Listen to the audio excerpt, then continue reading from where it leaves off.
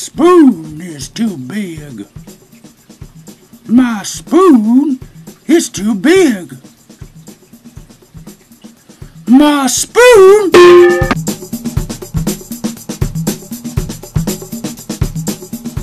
Hey Ricky! Hey Ricky!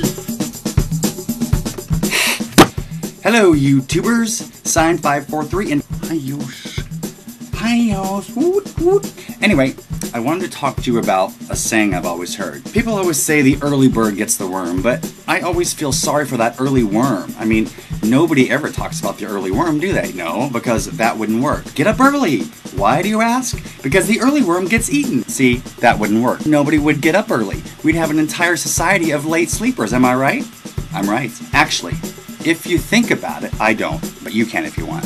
If we had an entire society of late sleepers, there would be no such thing as early rise. Everyone would be getting up later. So the later time would actually be the earlier time, and then all those people who sleep until like 4 or 5 p.m., like my overweight alcoholic cousin who thinks that cheesecake is a food group, would actually be the normal ones. I wonder if the mother of the young worm uses the early bird saying to get him up in the morning. That would be one dumb, segmented, wormy bitch, wouldn't it? That would set up her little worm to get eaten. Poor little thing. She'd be the kind of idiot who sends her young worm off to school with a lunch pail knowing full well that her little worm tyke got no hands to carry it with. Hello? How could she be that stupid? Somebody should call Worm Children's Services. It's called WCS for short, in case you are unfamiliar with acronyms. Actually, the word acronym sounds like the online username for a flying trapeze performer, doesn't it?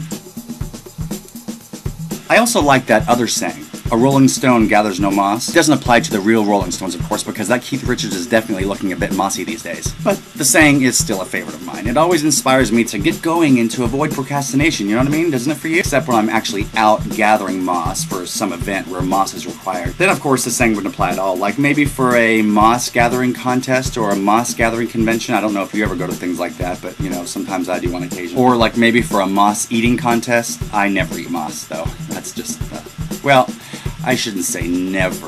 I actually was in one moss eating contest.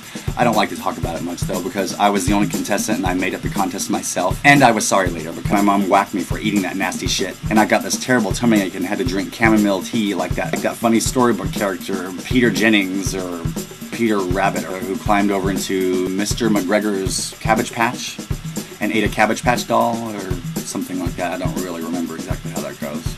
Oh wait, I think that was Peter Rabbit.